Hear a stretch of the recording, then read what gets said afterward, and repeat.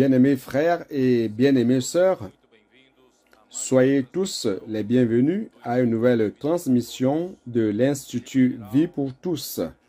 Le thème général, c'est l'Évangile de Jean, parole, vie et édification. Nous voici au dernier message de la série. C'est le message numéro 24 qui a comme titre « Simon, paie mes brebis ».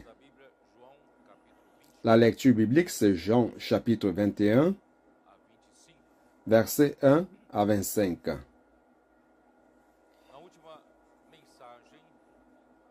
Au dernier message, nous avons parlé de la résurrection de Jésus. Au chapitre 20 de Jean, le verset 1 commence en disant au premier jour de la semaine. Et le premier jour de la semaine d'Apocalypse, c'est connu aussi comme le jour du Seigneur, à cause de sa résurrection.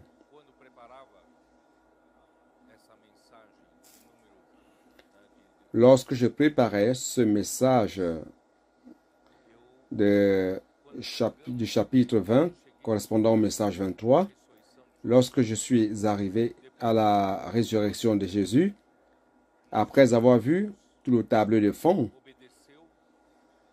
notre Seigneur Jésus a obéi à Dieu le Père, lui qui est le Verbe qui s'est fait chair et qui a habité parmi nous, plein de grâce et de vérité. Il est venu par obéissance au Père pour accomplir sa volonté. Et il était nécessaire qu'il se rabaisse et qu'il laisse de côté sa position dans le ciel, de près de Dieu. Il s'est humilié et est venu sous la forme d'un homme, comme un serviteur. Il est venu pour servir. Un serviteur a une caractéristique principale qui est l'obéissance totale à son Seigneur. Lui qui est venu pour sauver le monde, car le monde était perdu. Le monde était entre les mains du prince de ce monde. Le monde est sous la domination du malin. Il est venu sous la forme de la parole, afin que tous ceux qui allaient croire en lui reçoivent la vie éternelle. Ça, c'est la volonté du Père. Dans la volonté de Dieu, à partir de ce point de départ, recevant la vie éternelle, tout allait s'accomplir. Mais il a connu une grande opposition. Il est venu dans le monde que lui-même il a créé, mais le monde ne l'a pas reçu. Il est venu vers les siens, les Juifs, le peuple d'Israël, mais ce peuple l'a rejeté. Et les leaders juifs, à cause de leur position, leurs privilèges, leur structure de pouvoir, par peur de perdre tout cela, ils se sont élevés contre Jésus. Et ils ont tout fait pour l'arrêter et mettre la pression sur l'Empire romain pour le condamner à mort, pour le crucifier. Et durant tout son temps sur terre, il a été très fidèle au Père, montrant clairement qu'il n'est pas venu pour faire sa propre volonté, mais celle du Père. Il n'est pas venu pour rechercher sa propre gloire, mais pour rétablir la gloire du Père. Il ne disait pas ses propres paroles, mais c'était le Père qui demeurait en lui, qui parlait à travers lui et qui faisait aussi l'œuvre de Dieu à travers lui. Et de cette manière, il a été rejeté par beaucoup. Mais grâce à Dieu, il a trouvé en Béthanie une maison qu'il aimait. Et là, il y avait Simon le lépreux, nous représentant nous autres aujourd'hui de la vie de l'Église. Nous étions tous des pécheurs, rebelles contre Dieu, mais un jour, le Seigneur nous a guéris de notre rébellion. Le Seigneur a pardonné nos péchés. Nous étions aussi comme ce paralytique qui était immobile durant 38 ans, totalement immobilisé par rapport à l'accomplissement de la volonté de Dieu. Mais un jour, le Seigneur nous a aussi guéris et nous avons commencé à servir le Seigneur. Et là, il y avait aussi un aveugle-né que Jésus a guéri le jour du sabbat. Donc, tout comme cet aveugle, nous aussi, nous étions aveugles. Nous ne regardions pas plus loin que le bout de notre nez par rapport à la volonté de Dieu, la parole de Dieu. Nous ne comprenions pas les choses de Dieu, mais grâce à Dieu, car il nous a guéris de notre cécité spirituelle. Et aujourd'hui, nous voyons, nous parvenons à voir le Seigneur. Et plus que cela, comme Lazare, nous tous, nous étions morts dans nos délits et péchés, mais le Seigneur Jésus nous a ressuscités à travers une parole qu'elle a dit à Lazare, Lazare, sors! Et celui-là qui était déjà en décomposition, qui sentait mauvais, car il y avait 4 jours qu'il était mort et enterré dans la sépulture. Mais il est sorti, il a vécu, il a vécu de nouveau. Nous sommes ces témoins vivants de la puissance du Seigneur, de la puissance de la vie du Seigneur. Et à la fin de son ministère sur terre, finalement, il a réussi à avoir ce groupe de personnes à Béthanie qu'il a commencé à appeler mes brebis. Mes brebis écoutent ma voix. Elles reconnaissent la voix du berger, du pasteur. Et il dit aussi, moi aussi je les connais. Et il a dit, en plus, ceux-là sont ceux que le Père m'a confié entre mes mains et que je vais prendre soin d'eux et que personne ne va les ravir de ses mains, ni des mains du Père. Et nous croyons, grâce à Dieu, que nous faisons partie de ce groupe de personnes. Frère, nous voulons être de ce groupe intime de notre Seigneur. Un groupe focus dans l'accomplissement de la volonté de Dieu. Cependant, il a souffert toutes sortes d'injures, il a été humilié, il a été frappé, il a été jugé injustement. Nous avons déjà vu tout cela. Et finalement, à travers la trame politique, il a été condamné à mort par le gouverneur romain, bien qu'il n'a trouvé en Jésus aucun crime qui méritait la condamnation.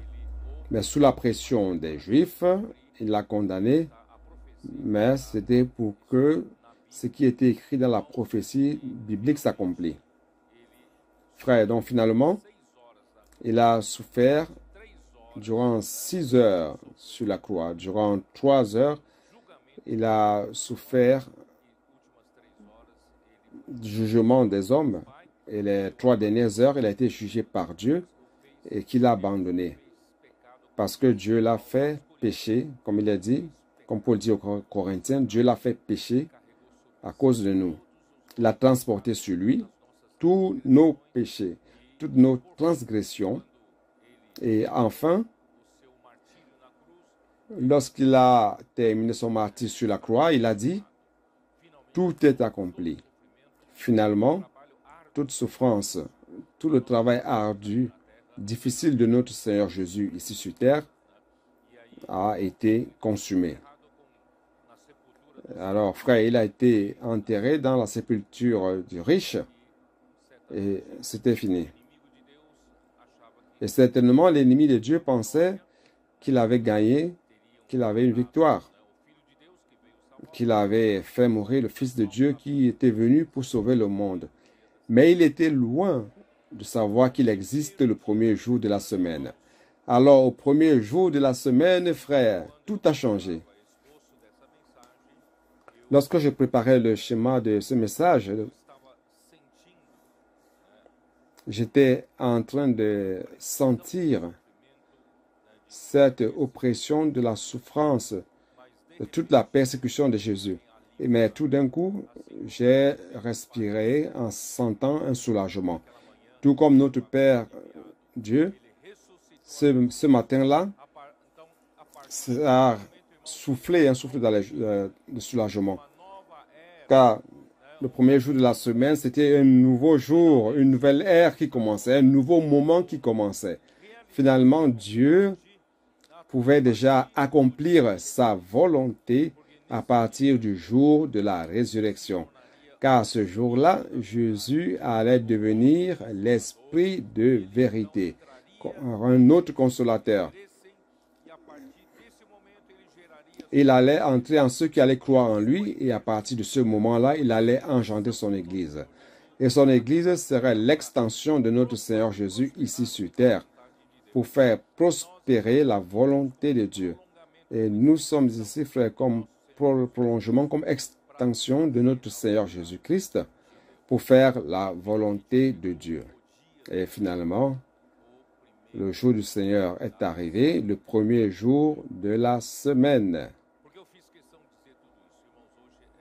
Pourquoi est-ce que j'ai voulu parler de tout cela, frère? Aujourd'hui, c'est le dernier message de cette série. La semaine prochaine, nous allons retourner, utiliser l'intervalle. Jusqu'à la première conférence, on va utiliser cet intervalle pour terminer ce que nous avons commencé de la série, que celui qui a les oreilles entende. Nous allons commencer à parler de l'Église à Philadelphie. Et comme aujourd'hui, c'est le dernier message, frère, la conclusion. Le Seigneur veut nous donner une conclusion très pratique et merveilleuse, si bien que cela a coïncidé avec la venue des 270 frères. En fait, c'est plus, si on totalise tout, c'est 280 et quelque chose. Les frères qui sont venus de Minas, de Espírito Santo, de Rio de Janeiro, du sud de la Bahia, Rio Grande do Sul. Frère, l'instant, ça depuis vendredi, c'est une fête. Nous étions dans une petite salle qui ne pouvait pas contenir tout le monde et on s'est réunis dans la salle de récréation. Et toutes nos communions ont été couronnées par le Seigneur avec beaucoup de joie. Et notre région à São Paulo, je voudrais dire que nous avons beaucoup à apprendre avec ces frères de la région 6, spécialement, frères, dans leur manière de faire. Ils utilisent bien la maison des adolescents, les troupes, les capitaines, les vaillants de David et aussi les frères matures.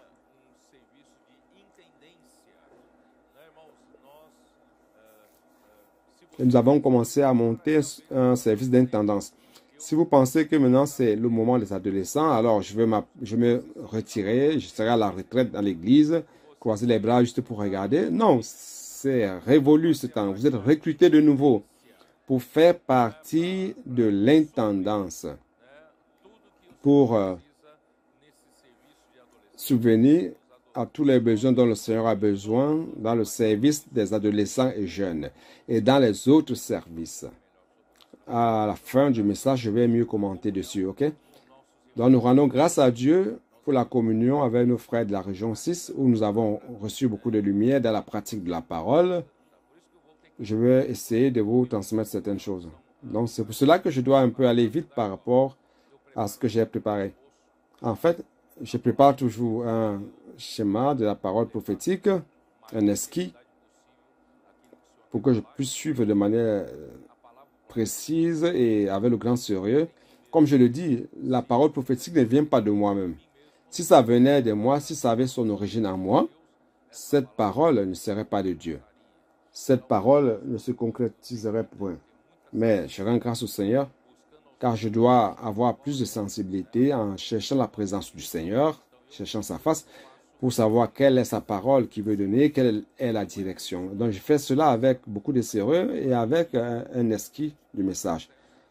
Donc, ce n'est pas pour que je sois carré, mais c'est pour suivre tout le processus devant le Seigneur de ce qu'il veut dire. Frère, mais après la communion avec ses frères de la région 6, samedi matin, je me suis levé à 6 heures pour faire un résumé du message 24 sur tous les points que nous avons gagnés de la communion avec les frères. Donc, je vais essayer de passer cela. Oh Seigneur Jésus. C'est le nouveau jour. C'est un nouveau jour, ok? Serrez la ceinture de sécurité. Nous allons voler. C'est le dernier jour de la série de la parole. Mes frères,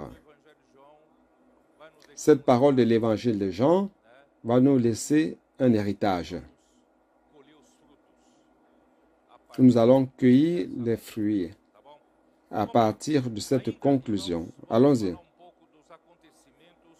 Frères, allons parler des événements après la résurrection de Jésus, qui est enregistré dans les autres évangiles. On va commencer par Matthieu. Je vais survoler rapidement, mais c'est pour que vous ayez une notion de ce qui s'est passé. Donc, Matthieu. Allons-y, jetez un coup de Matthieu 28. Seigneur Jésus. Dans Matthieu 28,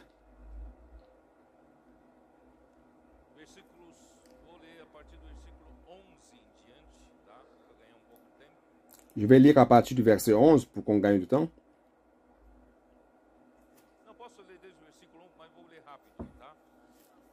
Bon, je vais lire à partir du verset 8, mais je vais lire rapidement.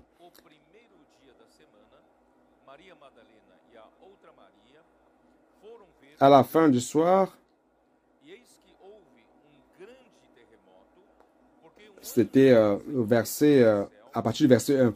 Après le sabbat, à l'aube du premier jour de la semaine, Marie Magdalène et l'autre Marie allèrent voir le sépulcre. Voici, il y eut un grand tremblement de terre, car un ange du Seigneur descendu du ciel vint rouler la pierre et s'assit dessus. Son aspect était comme l'éclair et son vêtement blanc comme la neige. Les gardes tremblèrent de peur et devinrent comme morts. Mais l'ange prit la parole et dit aux femmes, « Pour vous, ne craignez pas, car je sais que vous cherchez Jésus qui a été crucifié. Il n'est point ici, il est ressuscité, comme il l'avait dit. Venez, voyez le lieu où il était couché, et allez promptement dire à ses disciples qu'il est ressuscité des morts, et voici, il vous précède en Galilée. C'est là que vous le verrez. Voici, je vous l'ai dit. » Elles s'éloignèrent promptement du sépulcre avec crainte et avec une grande joie, et elles coururent porter la nouvelle aux disciples. Et voici Jésus vint à leur rencontre et dit, « Je vous salue. » Elles s'approchèrent pour saisir ses pieds, et elles se prosternèrent devant lui. Alors Jésus leur dit, « Ne craignez pas. Allez dire à mes frères de se rendre en Galilée. C'est là qu'ils me verront. » Voyez comme c'est merveilleux, frères. Jésus appelle ses disciples, il a appelé ses disciples serviteurs, parce que les serviteurs ne sont pas plus grands que le maître. Le serviteur accomplit la volonté de son maître, il sait son maître. Tout comme, frères, nous apprenons à servir le Seigneur comme des serviteurs. Donc, comme serviteurs, nous n'avons pas droit à des heures extra, des paiements d'heures extra ou bien des paiements extra par rapport au travail qu'on fait le 13e mois, ni des reconnaissances, ni des remerciements, car nous sommes des serviteurs. Les serviteurs, dans les temps anciens, étaient comme des esclaves. Donc, nous servons le Seigneur de cette manière. Frères, grâce à Dieu, le Seigneur veut préserver un groupe de personnes qui ont un cœur pur. Le Seigneur veut des personnes qui ont des cœurs purs, qui sont là uniquement pour servir le Seigneur. Nous ne sommes pas ici pour faire notre propre œuvre, ou rechercher notre propre popularité, ou rechercher la célébrité ou des avantages financiers à partir des choses du Seigneur. Non, nous sommes tout simplement des serviteurs et nous voulons tout simplement servir le Seigneur. Nous ne réclamons pas la reconnaissance. Nous ne disons pas, ah, je travaille, personne ne reconnaît. Non, nous ne sommes pas ici pour rechercher la reconnaissance. Nous sommes tout simplement des serviteurs. Mais avant la crucifixion, Jésus a appelé ses disciples amis. Donc, ils n'étaient plus seulement des serviteurs, mais le Seigneur nous appelle amis. Parce que amis, les amis connaissent le cœur l'un des autres. Nous ne servons pas seulement le Seigneur comme serviteur, mais nous avons commencé à être son ami. Nous avons commencé à connaître son cœur, ce qui se passe dans son cœur. Donc ce n'est plus une relation de maître-serviteur, nous avons une relation d'ami. Mais après la résurrection, notre Seigneur Jésus, frère, est devenu un esprit qui est capable d'entrer dans notre esprit et nous engendrer dans notre esprit, nous engendrer, nous faire naître de nouveau. Et cette nouvelle naissance nous transforme en enfants de Dieu. Rappelez-vous de Jean 1,12, qui connaît cela par cœur. Mais tous ceux qui l'ont reçu, il leur a donné le pouvoir d'être enfants de Dieu, c'est-à-dire ceux qui croient en son nom. Donc, lorsque nous croyons au nom du Seigneur Jésus, l'Esprit entre en nous et nous sommes régénérés, engendrés, enfants de Dieu, et il nous a été donné le pouvoir d'être faits enfants de Dieu. C'est pour cela, frère, qu'étant enfants de Dieu, comme Jésus est le premier fils de Dieu en tant qu'homme, nous sommes donc les autres enfants de Dieu, nous sommes donc ses frères. Nous sommes les frères de Jésus. Donc ici, il dit, n'ayez pas peur. Allez dire à mes frères, nous avons avancé un petit peu plus. Aujourd'hui, nous sommes les frères de Jésus. Et dis-leur d'aller à Galilée, et là, ils me verront. Alors, je vais raconter un peu ce qui s'est passé, parce que ce qui se passe dans la tradition juive, ils disent que c'est le mensonge que Jésus est ressuscité. Et la base qu'ils utilisent, c'est ce verset 11. Pendant qu'elles étaient en chemin, quelques hommes de la garde entrèrent dans la ville et annoncèrent aux principaux sacrificateurs tout ce qui était arrivé. Ceux-ci, après s'être assemblés avec les anciens et avoir tenu conseil, donnèrent aux soldats une forte somme d'argent, en disant, « Dites, ces disciples sont venus de nuit le dérober pendant que nous dormions. Et si le gouverneur l'apprend, nous l'apaiserons et nous vous tirerons de peine. » Les soldats prirent l'argent et suivirent les instructions qui leur furent données. Et ce bruit s'est répandu parmi les Juifs jusqu'à ce jour. Donc j'ai voulu dire cela pour que vous le sachiez. Et les 11 disciples allèrent en Galilée, sur la montagne que Jésus leur avait désignée. Quand ils le virent, ils se prosternèrent devant lui, mais quelques-uns eurent des doutes. Jésus s'étant approché, leur parla ainsi. « Tout pouvoir m'a été donné dans le ciel et sur la terre. » Donc quand Jésus est ressuscité, Dieu l'a glorifié. Et il est devenu l'esprit de vérité, de la vérité. Et Dieu l'a élevé et l'a fait asseoir à sa droite. Et là, il était au-dessus des régions célestes, de toute puissance et domination, de tout pouvoir auquel on peut se référer. Et il a reçu tout pouvoir. Il est venu sur la terre de ses disciples qui représentent l'Église. Et il a dit, « Toute autorité m'a été donnée dans le ciel et sur la terre. Allez donc et faites des nations de disciples. Baptisez-les au nom du Père, du Fils et du Saint-Esprit. Et enseignez-leur à garder tout ce que je vous ai prescrit. Voici, je suis avec vous tous les jours jusqu'à la fin du monde. » Frère, bien que le Seigneur Jésus a été élevé au ciel à la droite de Dieu, mais en même temps, comme esprit, il est présent avec l'Église. Il est ici avec nous, car l'Église, c'est son extension. Et nous allons faire prospérer la volonté de Dieu ici sur terre. Sa mission comme oint de Dieu n'est pas encore terminée.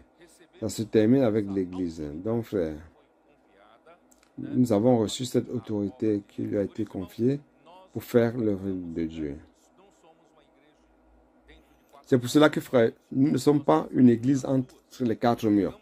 Tout simplement, nous allons dans les rues, nous prêchons l'évangile parce que c'est notre commission. La commission du Seigneur Jésus à l'église. Il s'agit de quelle commission?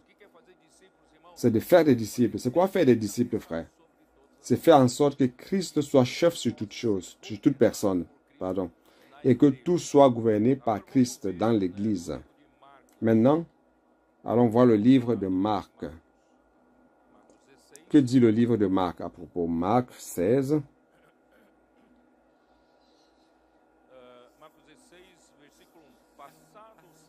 Verset 1. Lorsque le sabbat fut passé, Marie de Magdala, Marie, mère de Jacques, et Salomé achetèrent des aromates afin d'aller embaumer Jésus. Le premier jour de la semaine, elles se rendirent au sépulcre de grand matin. Comme le soleil venait de se lever, elles disaient entre elles, « Qui nous relèvera la pierre loin de l'entrée du sépulcre ?» Et levant les yeux, elles aperçurent que la pierre, qui était très grande, avait été roulée. Elles entrèrent dans le sépulcre, virent un jeune homme assis à droite, vêtu d'une robe blanche, et elles furent épouvantées. Et il leur dit, « Ne vous épouvantez point. Vous cherchez Jésus de Nazareth qui a été crucifié. Il est ressuscité. Il n'est point ici. Il n'est plus dans la tombe. Voici le lieu où on l'avait mis. Mais allez dire à ses disciples et à Pierre qu'il vous précède en Galilée. C'est là que vous le verrez, comme il vous l'a dit. » Frère, c'est très intéressant ce qu'il dit ici. Allez et dites à ses disciples et à Pierre. Frère, nous avons vu que Pierre avait renié le Seigneur 3 fois. Lui qui pensait qu'il était très fort. Il a dit, même si tout le monde abandonne le Seigneur Jésus, lui n'allait jamais abandonner le Seigneur Jésus. Qu'il donnerait même sa vie pour le Seigneur Jésus. Mais dans cette ambiance, cet environnement si terrible, où il y avait plus de 500 soldats, et avec toute la pression, il a fui aussi comme les autres disciples, les 11. Et dans la cour du souverain sacrificateur, il a renié le Seigneur 3 fois. Lorsqu'il a renié la 3e fois, le coq a chanté et Jésus l'a regardé et il s'est rappelé de ce qu'il pensait qu'il était si fort. Il a nié le Seigneur 3 fois. Peut-être s'il avait fait une fois, on pourrait penser que c'était par faiblesse.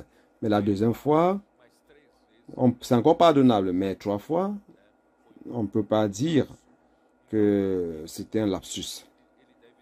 Donc, il a renié le Seigneur 3 fois. Il a dû s'imaginer, il a dû penser, ah, le Seigneur ne veut plus me voir.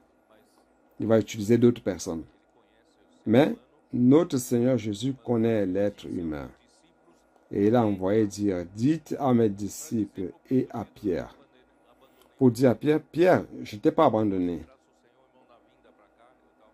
Aujourd'hui, grâce au Seigneur, lorsque je venais, ici, je parlais avec le frère, principalement le frère Amir.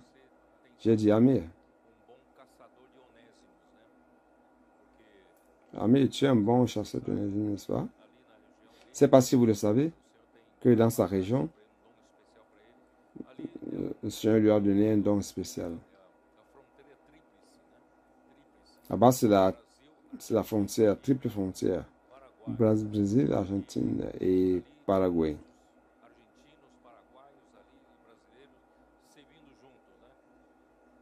Et il y a les Argentins, Paraguayens et Brésiliens qui servent ensemble. Il y en a quelques-uns ici.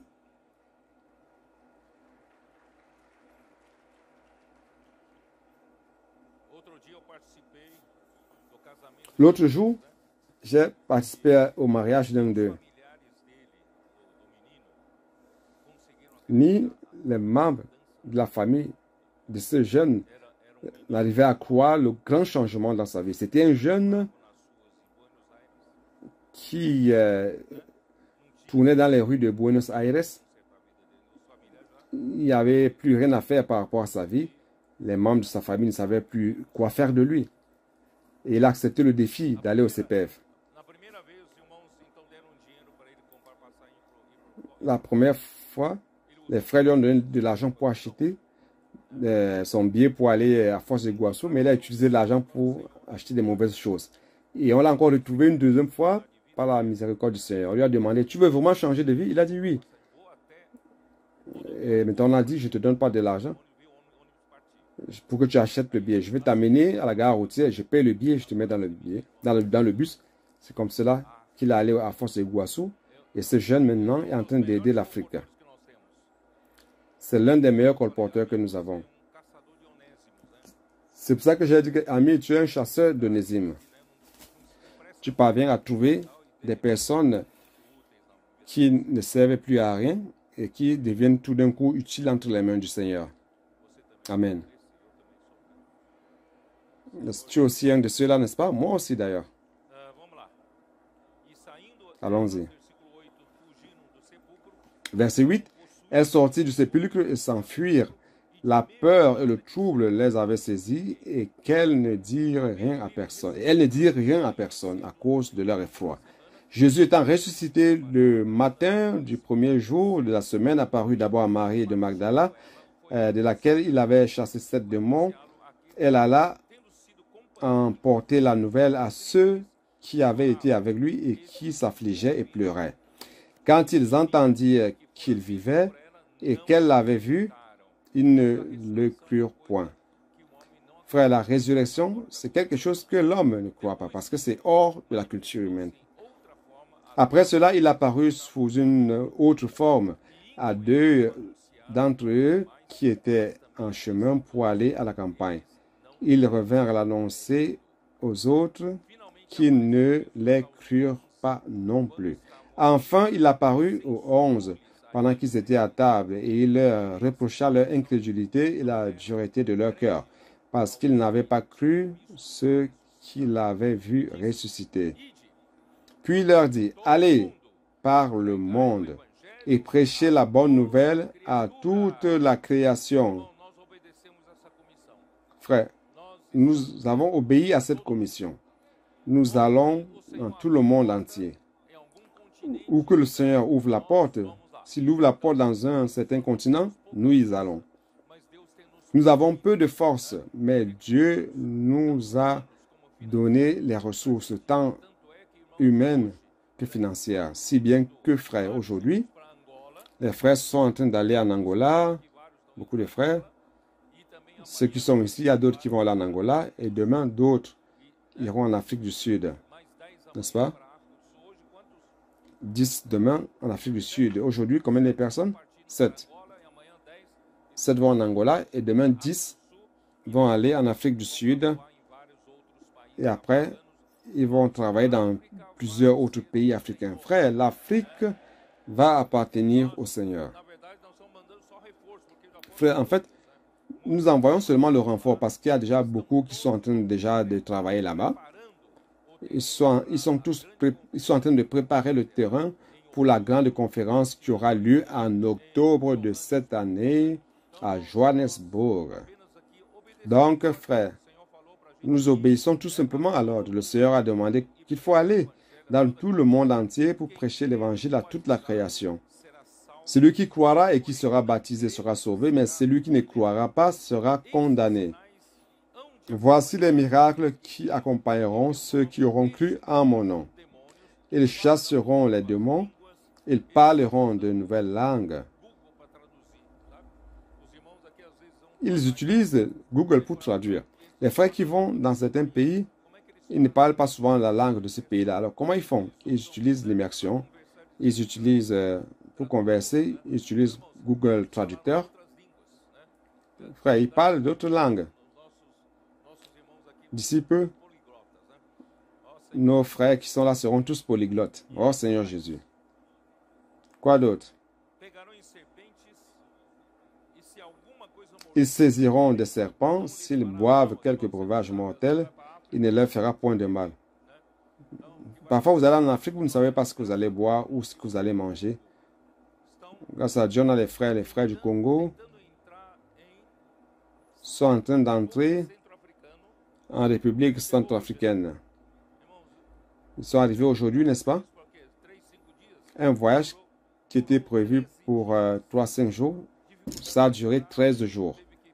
Difficulté pour entrer, il fallait prendre une petite barque, un petit canoë, affrontant le danger de la rivière, le danger de mort, de la forêt. Frère, nous avons cette protection. Le Seigneur nous promet qu'il nous gardera. Ils imposeront les mains aux malades et les malades seront guéris. Le Seigneur, après leur avoir parlé, fut enlevé au ciel et il s'assit à la droite de Dieu. Notre Seigneur aujourd'hui a reçu toute l'autorité. N'ayez pas peur. La tête du corps a toute l'autorité. N'ayez pas peur des démons. N'ayez pas peur du diable et de ses attaques, des anges déchus. Car notre Seigneur a déjà reçu toute autorité. Et il est la tête de l'Église. Nous sommes tout simplement les membres du corps du Christ, frère. Et ils s'en allèrent, ils ont obéi à la parole prophétique, ils s'en allèrent prêcher partout. Le Seigneur travaillait avec eux et confirmait la parole par des miracles qui l'accompagnaient. Frère, grâce au Seigneur aujourd'hui, cela est en train de se produire parmi nous. Nous avons obéi à la parole que le Seigneur nous a donnée comme étant un ordre. Nous sommes allés dans les rues, nous allons dans les rues, nous prêchons l'évangile, nous faisons l'immersion avec les personnes. Frère, nous sommes en train de changer la vie, transformer des vies. Aujourd'hui, beaucoup de personnes sont en train d'être gouvernées par Christ à travers l'évangile du royaume que nous prêchons. Et les miracles du Seigneur nous ont accompagnés. N'est-ce pas? Si cette parole est de Dieu et non des hommes, alors cette parole est confirmée par le Seigneur, par les miracles qui nous accompagnent. Frère, je pense que j'ai déjà à peu près, au minimum, peut-être il y a 4 ou 5 ans de cela, vous vous rappelez, nous voyons des miracles et des miracles de signes, des choses surnaturelles qui se produisent chaque jour. Nous courons le péril de penser que ce sont des choses normales. Mais ce sont des choses surnaturelles, des miracles, des signes qui confirment la parole du Seigneur. Oh Seigneur Jésus. Maintenant, allons dans Luc. Allons dans Luc.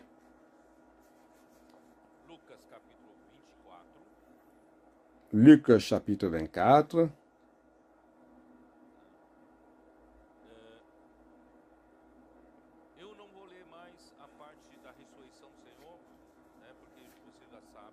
Je ne vais plus lire la partie de la résurrection du Seigneur, car vous le savez, mais je vais lire à partir du verset 13. Je trouve intéressant ce récit. Je vais lire de manière rapide.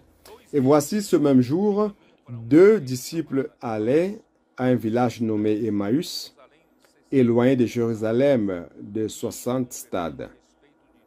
Ils s'entretenaient de tout ce qui s'était passé. C'est-à-dire tout ce qui s'est passé, la crucifixion de Jésus, etc., etc. Pendant qu'ils parlaient et discutaient, Jésus s'approcha et fit route avec eux. Mais leurs yeux étaient empêchés de le reconnaître. Pourquoi? Parce que Jésus avait déjà un autre corps après la résurrection, car il avait un corps de résurrection. Ils ne l'ont pas reconnu. Il leur dit, « De quoi vous entretenez-vous en marchant? Pour que vous soyez tout triste. » L'un d'eux, donc ils avaient l'air très tristes, car Jésus avait été crucifié, Jésus avait été tué.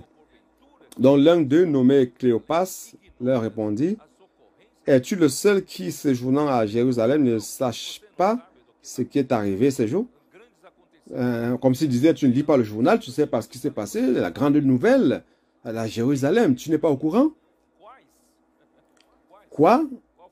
Il leur dit-il. C'est quoi le grand titre?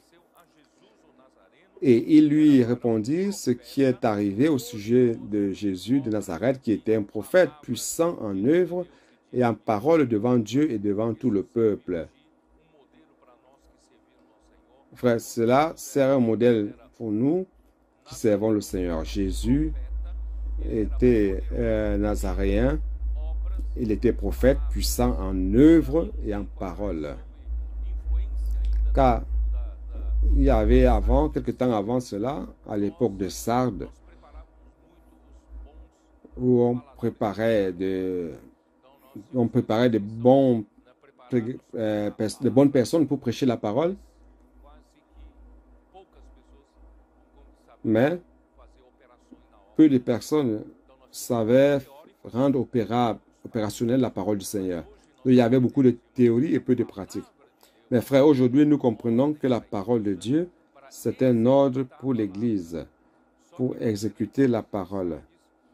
Mes frères, avec l'influence de Sardes, nous tous, nous pensions que c'est beau d'avoir des maîtres de la Bible, que nous puissions bien parler, être éloquents. Et tout le monde a suivi cette voie pour connaître la théologie, savoir, être des séminaristes. Frères, nous devons être de ceux qui rendent opérationnelle sa parole. Sa parole doit être exécutée. C'est pour cela que nous devons être équilibrés. Il y a l'œuvre et il y a la parole. Nous savons transmettre. Et la parole, ce n'est pas votre propre parole. La parole est transmise de la parole du Seigneur. La parole de Dieu. Et l'œuvre, c'est pourquoi. Il ne s'agit pas de faire votre propre œuvre. Mais il s'agit d'exécuter l'ordre qui vient par la parole. N'est-ce pas? Donc, grâce au Seigneur, aujourd'hui, les choses sont un peu plus équilibrées. Oh Seigneur Jésus. Où suis-je? Verset 20. Et comment les principaux sacrificateurs et nos magistrats l'ont livré pour le faire condamner à mort et l'ont crucifié. Nous espérions que ce serait lui qui délivrerait Israël. Mais avec tout cela, voici le troisième jour que ces choses se sont passées. Donc, c'est un peu comme s'il disait, on a perdu l'espoir, l'espérance. C'est lui qui allait racheter Israël, mais il ne va pas le faire. Mais il ne se doutait pas qu'il était là à côté d'eux. Où suis-je? Verset 22. Il est vrai que quelques femmes d'entre nous nous ont fort étonnés, s'étant rendues de grand matin au sépulcre et n'ayant pas trouvé son corps. Elles sont venues dire que des anges leur ont apparu et ont annoncé qu'il est vivant. Quelques-uns de ceux qui étaient avec nous sont allés au sépulcre. Ils ont trouvé des choses comme les femmes l'avaient dit, mais ils ne l'ont point vu. Ils se disaient, mais c'est sûr qu'il n'est pas ressuscité. Alors Jésus leur dit, ô homme sans intelligence et dont le cœur est lent à croire tout ce qu'ont dit les prophètes. Frères, nous ne devons pas vivre selon notre logique. Selon notre logique, il est impossible que quelqu'un ressuscite. Mais frères, avec Dieu, rien n'est impossible. Si vous vivez, frères, d'une manière logique, conventionnelle, la vie de l'Église, nous n'allons jamais quitter cette vie traditionnelle. Faire des cultes, des réunions, ayant beaucoup de maîtres pour qui savent prêcher la Bible. Cela ne va pas faire des œuvres surnaturelles. Et le Seigneur ne va pas réussir à faire des grandes choses. Mais nous rendons grâce à Dieu parce que nous croyons en la parole. Et quand nous croyons en la parole du Seigneur, une grande puissance vient à travers la parole pour accomplir l'œuvre de Dieu. Oh Seigneur Jésus. Verset 26. Ne fallait-il pas que le Christ souffrit ces choses et qu'il entra dans sa gloire? Et commençant par Moïse, par tous les prophètes, il leur expliqua dans toutes les Écritures ce qui le concernait. Lorsqu'il fut près du village où ils allaient, il parut vouloir aller plus loin. Mais il le pressait en disant, « Reste avec nous, car le soir approche, le jour est en son déclin. » Et il entra pour rester avec eux. Pendant qu'ils étaient à table avec eux, il prit le pain et, après avoir rendu grâce, le rompit et leur donna. Alors leurs yeux s'ouvrirent et ils le reconnurent, mais il disparut de devant eux. Et ils se dirent l'un à l'autre, « Notre cœur ne brûlait-il pas au-dedans de nous lorsqu'il nous parlait en chemin et nous expliquait les Écritures? » Frères, se levant à l'heure même, ils retournèrent à Jérusalem et ils trouvèrent les 11 et ceux qui étaient avec eux assemblés et disant, le Seigneur est réellement ressuscité. Il est apparu à Simon. Et ils racontèrent ce qui leur était arrivé en chemin et comment il l'avait reconnu au moment où il rompit le pain. Frère,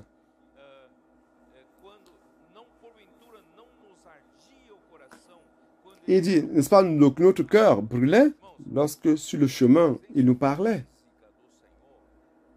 Frère, la présence physique du Seigneur, Jésus était avec eux, à leur côté. Ils ne l'ont pas reconnu. Mais la présence même du Seigneur se trouve dans sa parole. Donc le Seigneur est encore présent avec nous, auprès de nous. Chaque fois qu'il y a une parole qui brûle votre cœur, c'est parce que le Seigneur est là. Le Seigneur est présent. Donc grâce à Dieu, frère, le Seigneur a été fidèle envers nous. La parole qui brûle dans notre cœur n'a jamais cessé de couler entre nous. Le Seigneur nous a toujours donné cette parole qui brûle dans le cœur, car c'est cette parole qui apporte réellement la présence du Seigneur. N'est-ce pas? Oh Seigneur Jésus. Et pour cela, frère, oh Seigneur Jésus, allons-y.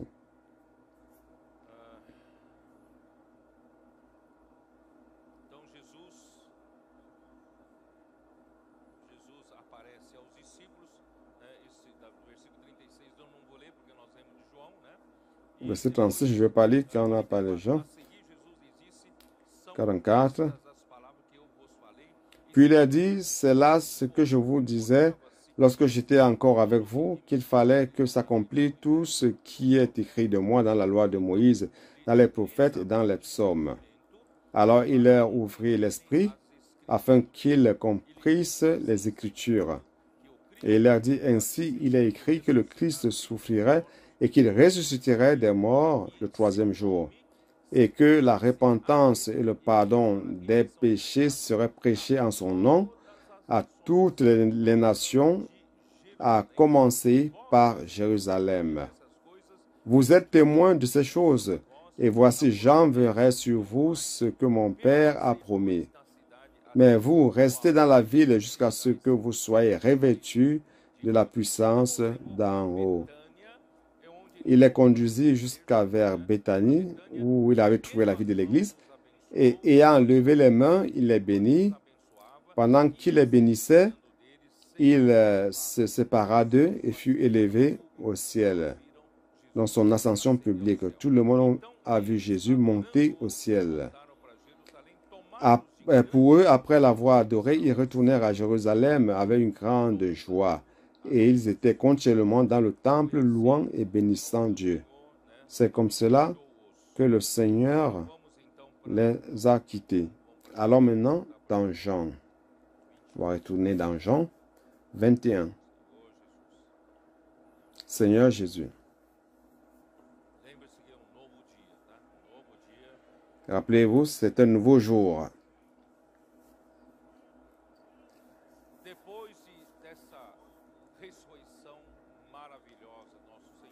Après cette résurrection merveilleuse de notre Seigneur et de son apparition glorieuse aux disciples, cela leur a donné un grand soulagement et principalement l'espérance avec la résurrection de Jésus.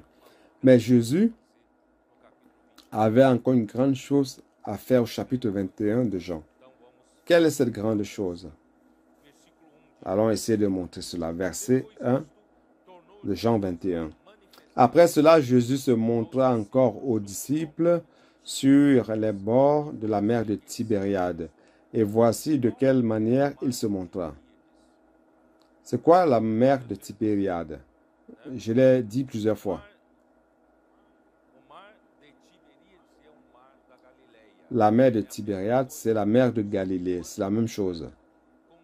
Seulement, lorsqu'ils ont construit le palais du gouverneur de la Judée,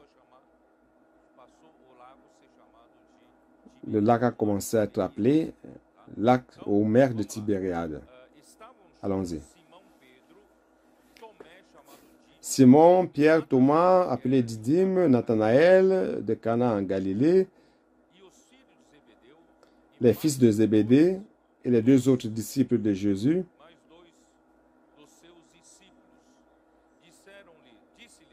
étaient ensemble.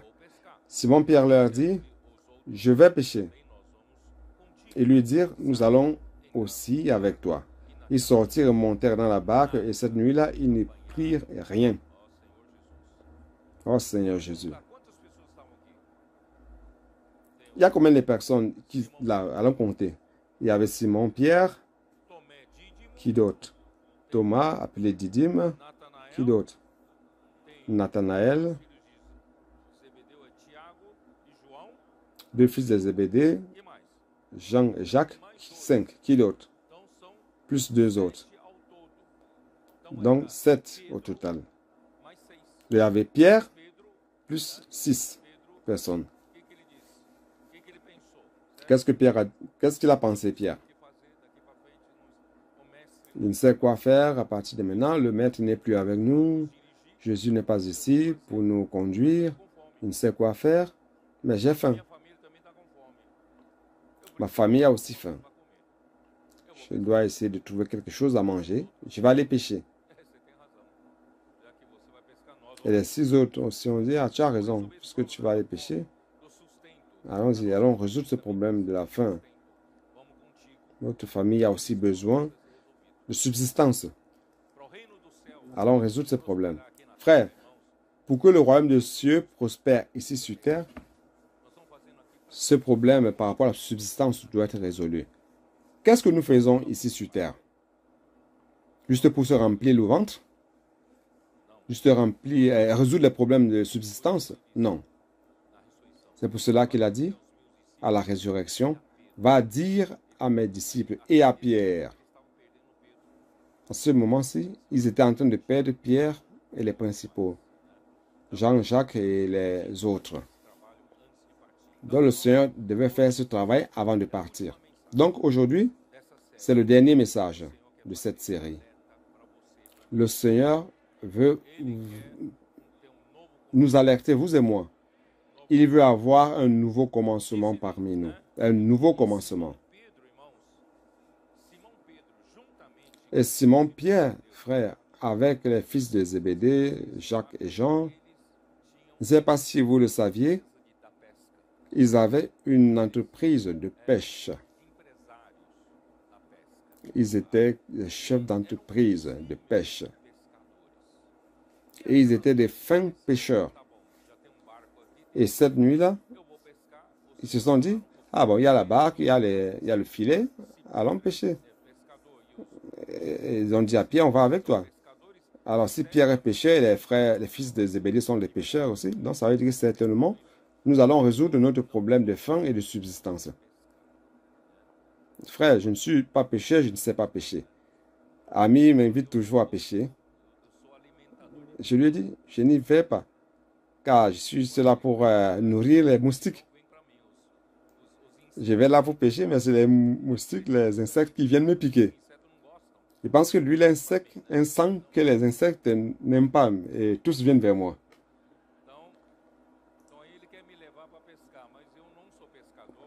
Il veut m'amener pour aller pêcher, mais je ne suis pas pêcheur. Mais quand je vais avec lui, et Jonas m'a amené une fois dans les marais. J'ai dit certainement, il y aura du poisson pour manger. Mais quelle frustration, Jonas. Il ressemblait à Pierre avec les 6 autres. On allait en Argentine et il n'a rien pêché. Les fins pêcheurs comme ça, ils n'ont rien pêché. Jonas est allé à Palmas, il a pêché un tucunaré. Là, on pouvait quand même manger un. Il a pris un seul, mais on a pu manger quand même. Oh Seigneur Jésus. Donc cette nuit-là, c'était des fins pêcheurs, des professionnels, mais ils n'ont rien pris. Imaginez toute la nuit et ils n'ont rien pris.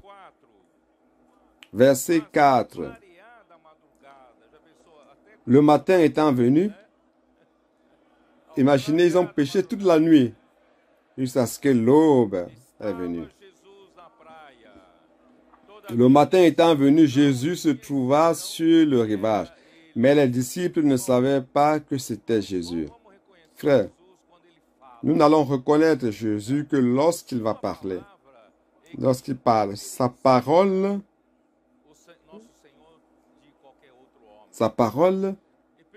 fait la différence entre notre Seigneur et n'importe quel autre homme. Jésus leur dit, « Enfants, n'avez-vous rien à manger ?» Ils lui répondirent, « Non. »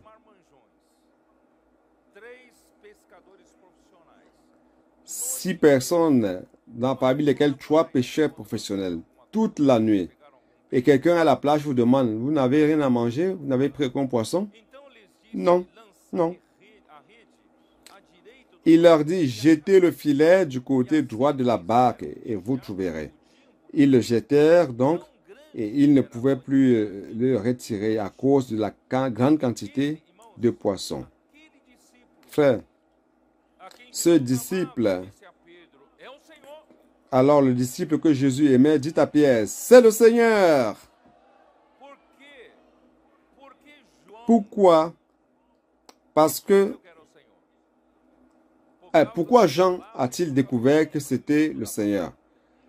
C'est à cause de la parole et l'accomplissement de la parole. La parole prophétique, vous savez, n'importe qui peut dire, je suis en train de dire la parole prophétique. Mais la parole prophétique, premièrement, doit brûler dans votre cœur. En deuxième lieu, cette parole doit s'accomplir. Si cette parole s'accomplit, alors c'est la parole qui est sortie de la bouche du Seigneur. Donc la parole est sortie, elle a dû brûler dans leur cœur, et lorsqu'ils ont obéi à droite de la barque, ils ont pris combien? 153 grands poissons. Ils pouvaient remplir. Le Seigneur leur a dit, jetez les filets à la droite de la barque. Et ils ont lancé, ils ont pris 153 grands poissons. La barque ne pouvait pas supporter tout cela. Ils n'ont pas pu transporter dans la barque. Donc, ils devaient juste traîner jusqu'à la plage. Donc, les fins pêcheurs n'ont pas réussi à pêcher. Mais lorsque le Seigneur, par une seule parole, ils ont réussi à prendre 153 grands poissons. Frère, le Seigneur n'est-il pas capable de nous donner la subsistance? S'il t'appelle pour le servir, tu es encore préoccupé par ta subsistance. Tu ne confies pas que le Seigneur qui t'a recruté, qui t'a convoqué, qui t'a appelé à son œuvre, n'est-il pas capable de subvenir à tes besoins? C'est pour cela, frère, qu'au premier jour de la semaine, un nouveau jour, frère, ce nouveau jour ne pourra avancer si nous sommes encore attachés aux choses du passé, à la manière ancienne. Frère, le Seigneur veut tout changer. Il veut faire tout nouveau. Oh Seigneur Jésus.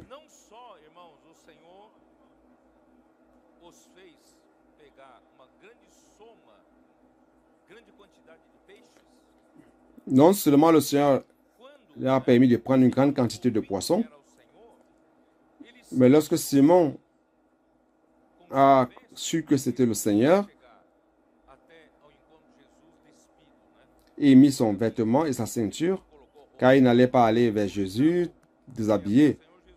Il a mis son vêtement à la ceinture, et la ceinture, il a nagé pour arriver à la plage pour mettre son vêtement.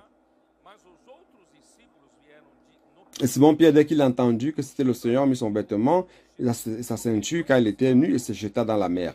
Les autres disciples vinrent avec la barque, tirant le filet plein de poissons, car ils n'étaient éloignés de la terre que d'environ 200 coudées. Lorsqu'ils furent descendus à terre, ils virent là des charbons allumés, du poisson dessus et du pain. Non seulement le Seigneur se préoccupait des poissons qu'il allait pêcher pour satisfaire leur faim et celle de leur famille, mais le Seigneur a déjà préparé aussi du pain. Le Seigneur a préparé du poisson grillé déjà. Donc, ils n'avaient plus besoin de prendre le poisson qui venait des pêcher, de nettoyer, de griller, étant déjà mort de faim et pour manger enfin. Mais le Seigneur avait déjà tout préparé. Vous pensez que le Seigneur ne se soucie pas de vous?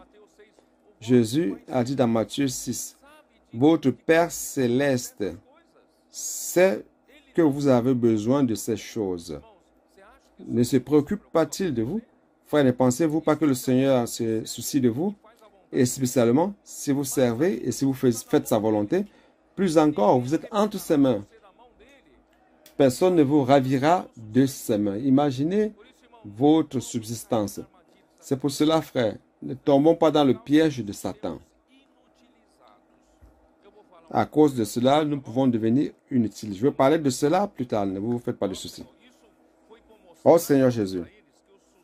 Frère, cela c'était pour leur montrer que la subsistance ne sera jamais un problème dans la présence du Seigneur. Si le Seigneur t'appelle à l'œuvre de Dieu, il subviendra à tes besoins. Allons jeter un coup d'œil rapide à Matthieu 6, 22. Seigneur Jésus, tu es préoccupé par ta subsistance? Tous doivent se soucier, n'est-ce pas? Il y a des factures à payer, supermarché, la boucherie. Allons-y.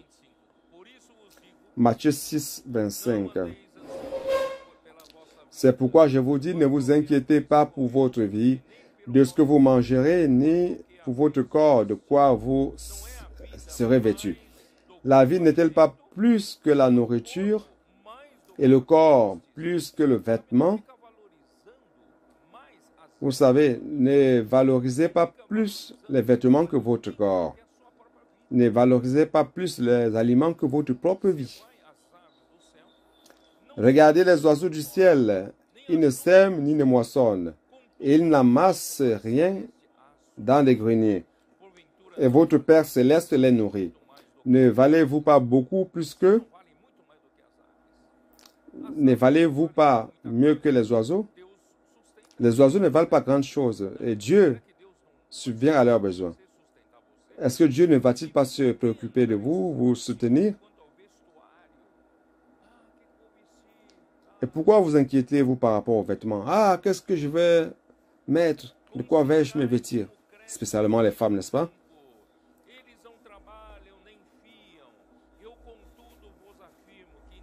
Et il dit, ne vous inquiétez, considérez comment croissent les lits des champs.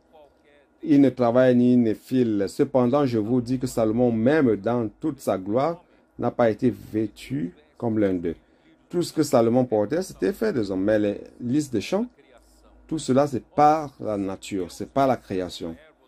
Si Dieu revêt ainsi l'herbe des champs, qui existe aujourd'hui et qui demain sera jetée au four, ne vous vêtira-t-il pas à plus forte raison, gens de peu de foi? Ne vous inquiétez donc point, ne vous dites pas, que mangerons-nous, que boirons-nous, de quoi serons-nous vêtus? Car toutes ces choses, ce sont les païens qui les recherchent. Votre Père céleste sait que vous en avez besoin. Frère, nous ne sommes plus des païens. Nous sommes des enfants de Dieu. Nous avons un Père qui se soucie de nous. Cherchez premièrement le royaume et la justice de Dieu. Et toutes ces choses vous seront données par-dessus. Ne vous faites pas de soucis. Je sais que hier, les 270 frères qui étaient là à Estancia, de la région 6, étaient en train de lutter pour quelque chose qu'on a évoqué dans la parole prophétique. Il s'agit de quoi? C'est que nous soyons fidèles dans les offrandes. Car Marie de Magdala faisait partie de ces femmes qui avaient des moyens et qui maintenaient le ministère de Jésus pendant qu'elles étaient sur terre. Vous pensez que Jésus sortait aller en Galilée pour prêcher et qu'il y avait personne qui prenait soin, qui servait, qui préparait? Donc ces femmes subvenaient à tous les besoins. Après Jésus est allé en Judée et là, l'équipe était plus grande. Il y avait une préoccupation par rapport à la logistique. Et il y avait ces femmes qui subvenaient aux besoins. Vous pensez que l'œuvre de Dieu peut être faite sans ressources financières? Donc le Seigneur aussi suscite des ressources financières. Donc hier, les frères luttaient pour avoir des ressources financières à travers le ministère des richesses matérielles dans la région 6. Grâce au Seigneur, je dis toujours, frère,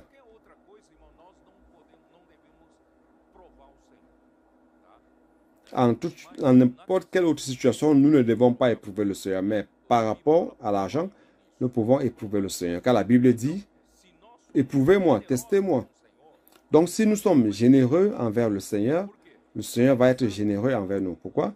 Parce qu'il sait que l'argent qu'il va mettre entre nos mains, nous n'allons pas dépenser ça dans n'importe quoi. Nous allons dépenser cela dans le plan du Seigneur, dans les objectifs du Seigneur, l'expansion de l'Évangile, l'expansion de l'œuvre du Seigneur. Et le Seigneur va vous confier plus d'argent encore.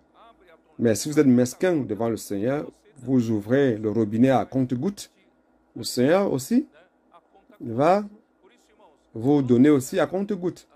Donc, frères, soyons de ces personnes confiables, que le Seigneur puisse nous donner plus de choses, car il saura que beaucoup qui seront entre nos mains iront vers le Seigneur, vers son œuvre.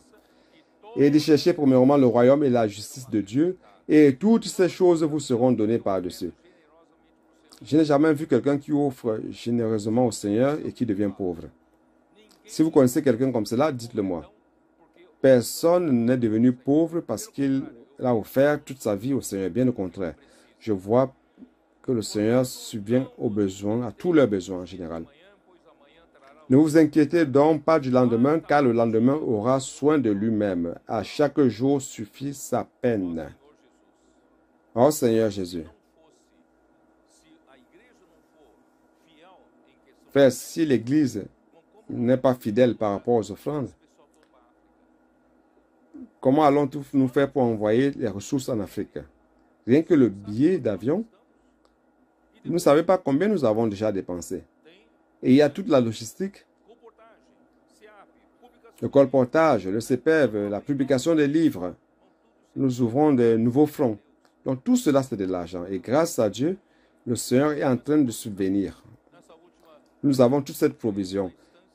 Dans cette dernière conférence à Estancia, et encore la conférence des jeunes et adolescents, le Seigneur, pour ses besoins, nous a donné 1 700 000, 1 800 000. C'est grâce à cela que nous sommes en train d'aller. Ces jours-ci, dans la communion avec les frères de la région 6, en marchant à Estancia, j'ai vu qu'il y a beaucoup de choses qui doivent être faites à Estancia. Le centre de récréation a besoin d'une réforme. Beaucoup d'endroits ont besoin de réformes. Et tout cela demande de l'argent. J'ai dit aux frères, allons bien prendre soin d'Estancia, les événements. Faisons en sorte que Estancia puisse produire de l'argent aussi. Allons améliorer tous les aspects d'Estancia. Jonas, c'est pour cela que tu es ici à cette réunion. Pour prendre cette charge. Allons produire pour l'œuvre du Seigneur. Tout cela, c'est pour l'œuvre du Seigneur. D'ici peu, nous allons écrire une nouvelle histoire par rapport aux offrandes. Qu'il ne manque pas de l'argent dans la maison du Seigneur. C'est un nouveau commencement. Par rapport aux offrandes aussi. Oh Seigneur Jésus. Allons retourner. Allons retourner dans Jean. Ah, je dois encore terminer. Il y a quelque chose que je dois terminer. Seigneur Jésus. Allons-y. Qu'est-ce qui s'est passé ici?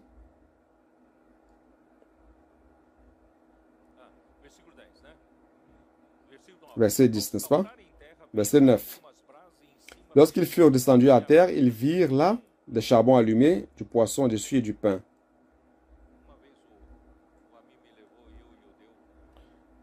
Une fois, Ami m'a amené avec Odeo à Goja, en Argentine, pour pêcher.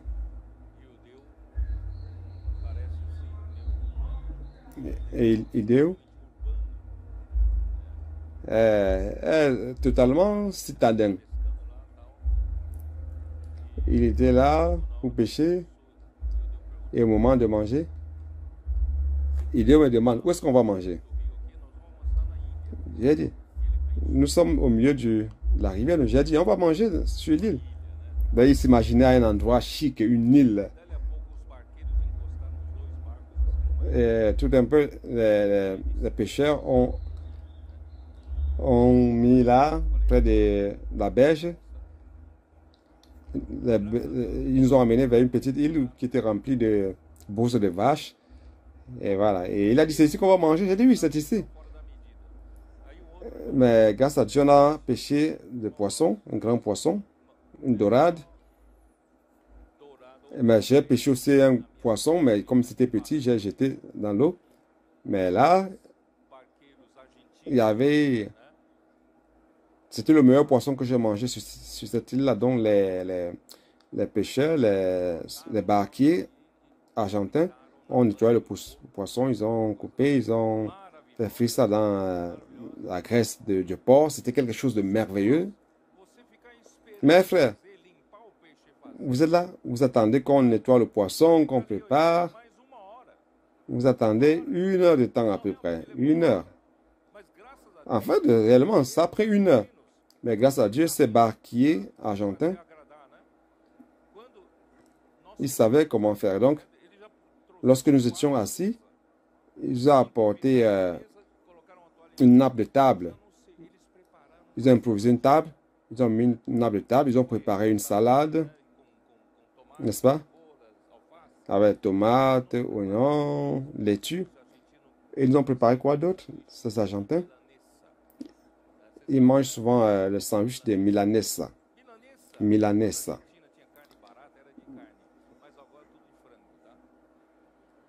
Donc, avant, c'était la viande, milanesa de viande, quand la viande était moins chère. Aujourd'hui, maintenant, ils font tout cela par le poulet, car la viande est chère. Donc, on a mangé le sandwich milanesa. Tu te rappelles, Ildeo? Et la salade. Nous avons mangé cela pour calmer un peu la faim. Et vous voyez, Jésus avait déjà préparé le pain. Il a préparé le poisson à la braise. Il a dit apportez le poisson que vous avez pêché. Mais ce poisson-là va prendre du temps pour être grillé, n'est-ce pas? Donc, vous voyez au verset 10, Jésus leur dit apportez des poissons que vous venez de prendre. Donc, vous allez manger ce que vous avez attrapé. Simon-Pierre monta dans la barbe et tira à terre le filet plein de 153 grands poissons, et quoi qu'il y eût tant, le filet ne se rompit point. Jésus leur dit, venez manger, et aucun des disciples n'osait lui demander, qui es-tu? Sachant que c'était le Seigneur. Ils savaient que c'était le Seigneur. Quelle honte, n'est-ce pas? Oh Seigneur Jésus. Jésus s'approcha, prit le pain et leur en donna. Et Jésus, en plus, leur a donné du pain personnellement à chacun, le pain et du poisson. Il fit de même du poisson. C'était déjà la 3e fois que Jésus se montrait à ses disciples depuis qu'il était ressuscité des morts. C'est alors que nous voyons la partie importante et cruciale du chapitre 21. Après qu'ils eurent mangé, Jésus dit à Simon-Pierre, « Simon, Jésus sait que vous avez faim. Il subvient à vos besoins premièrement, et après, il vous rappelle son appel. » Après qu'ils eurent mangé, Jésus dit à Simon-Pierre, « Simon, fils de Jonas, m'aimes-tu plus que ne m'aiment ceux-ci? » Il lui répondit, « Oui, Seigneur, tu sais que je t'aime. » Jésus lui dit, « Paie mes agneaux. » Frère, ça c'est ma charge ce matin. Le premier jour de la semaine, tout est nouveau. Un nouveau horizon, un nouvel horizon. Dieu est plein d'espérance.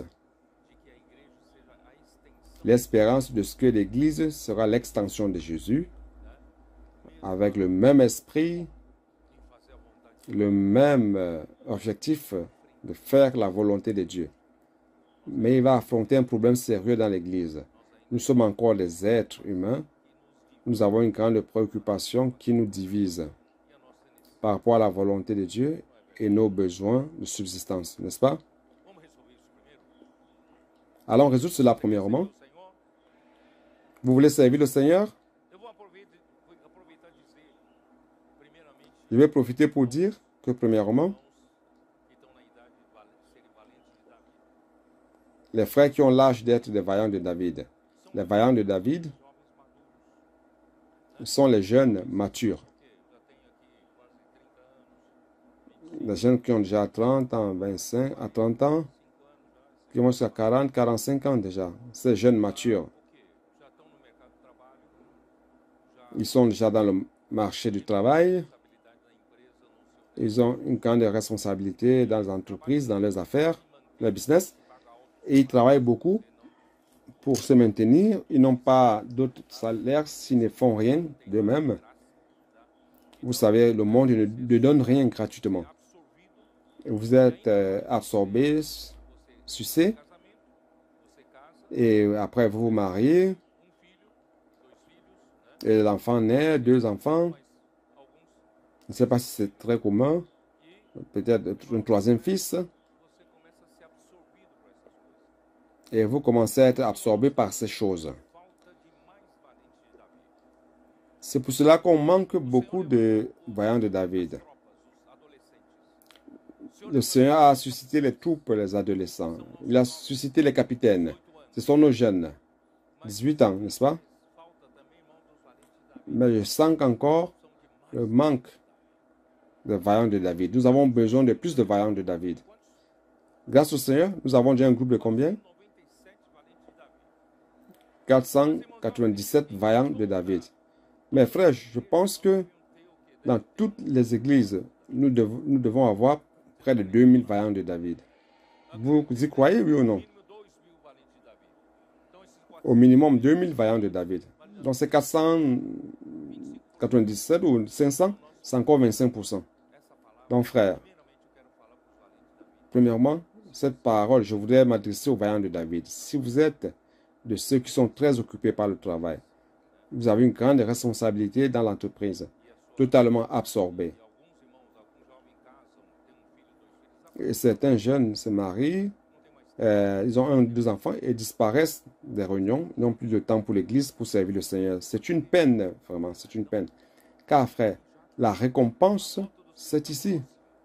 Le retour du Seigneur, l'avènement du Seigneur est proche. Perdre maintenant votre carrière spirituelle et perdre pour ces choses, frère, ça ne vaut pas la peine, ça ne vaut pas la peine. Ça ne vaut pas la peine. À cause du salaire, à cause de la subsistance, et encore plus. Vous qui gagnez beaucoup d'argent, vous commencez à consommer plus aussi. Vous commencez à vous engager aussi plus et vous n'arrivez plus à vous arrêter.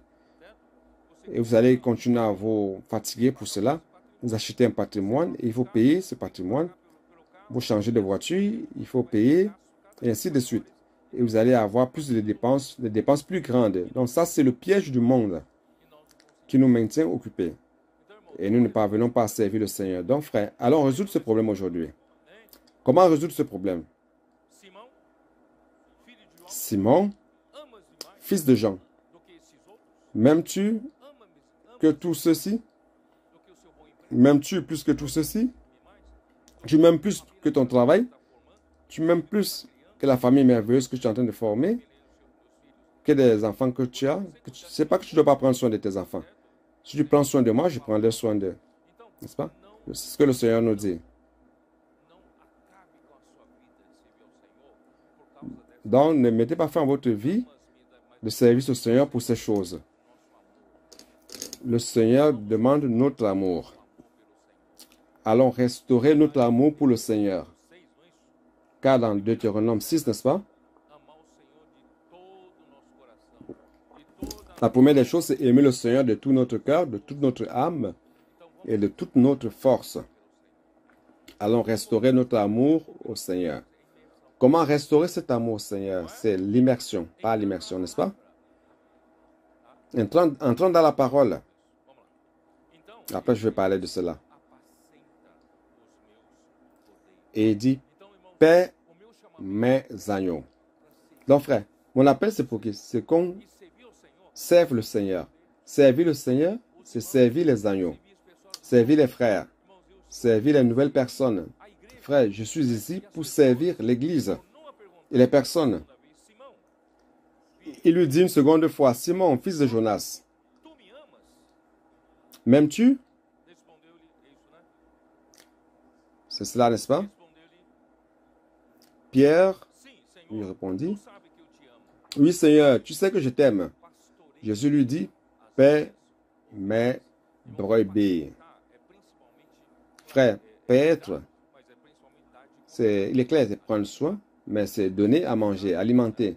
Vous devez alimenter. Ne vous préoccupez pas seulement de votre alimentation physique, vous devez alimenter spirituellement. D'accord, les agneaux, les brebis. Paître mes brebis, au-delà de alimenter, c'est prendre soin sur tous les aspects. La nuit, lorsqu'une tempête vient, on doit les garder dans la bergerie contre les prédateurs. Donc, vous devez paître, non seulement paître, mais prendre soin. Et pour la troisième fois, il lui dit pour la troisième fois, Simon, fils de Jonas, m'aimes-tu? Pierre fut attristé de ce qu'il lui avait dit pour la troisième fois, m'aimes-tu? Et il lui répondit, Seigneur, tu sais toutes choses, tu sais que je t'aime. Jésus lui dit, paie mes brebis. Frère, je n'ai pas la condition d'encourager qui que ce soit, mais la parole du Seigneur peut faire des miracles. Donc, je suis tout simplement fidèle en parlant la parole du Seigneur. Et j'espère que cette parole que Dieu utilise pour parler avec toi, que cette parole, ce dernier message de la série, puisse changer ta vie. Allons changer notre vie. Le Seigneur a besoin de nous pour paître les agneaux, pour paître les brebis et paître les brebis. Je vais terminer de lire Jean 21 pour pouvoir parler d'autre chose. Verset 18, en vérité, je te dis, quand tu étais plus jeune, tu te saignais toi-même et tu allais où tu voulais. Mais quand tu seras vieux, tu étendras tes mains et un autre te ceindra et te mènera où tu ne voudras pas. Il dit cela pour indiquer de quelle mort Pierre glorifierait Dieu. Ayant ainsi parlé, il lui dit, suis-moi. Frère, une chose que nous n'allons jamais arrêter de faire, c'est de suivre de près.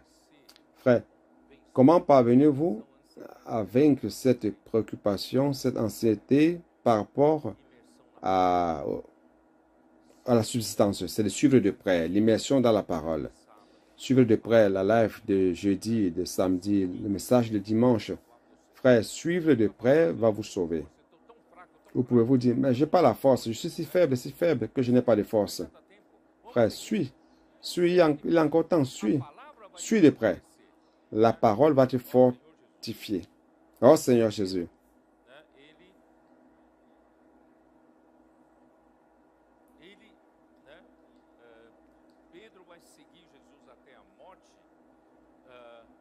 Pierre va suivre Jésus jusqu'à la mort.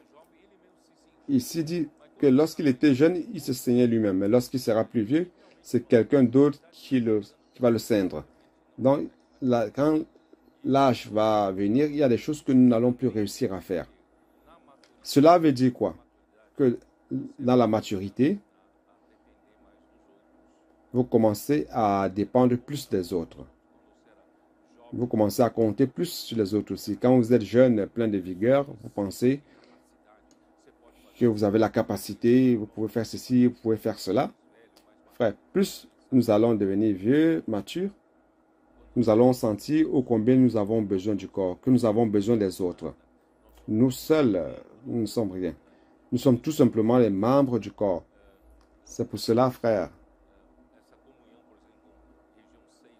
cette communion, par exemple, avec la région 6, vendredi, samedi, dimanche,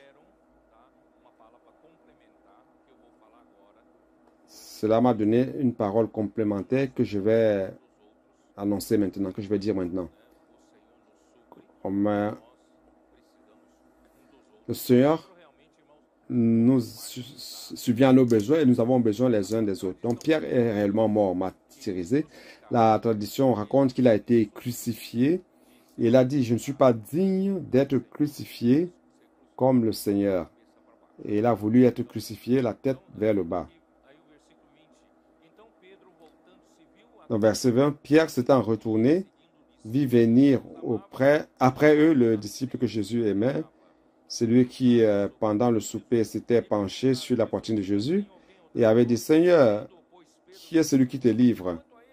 En le voyant, Pierre dit à Jésus, et celui-ci, c'est comme si Pierre était jaloux de Jean. Jean était toujours près de Jésus, il inclinait la tête sur la poitrine de Jésus.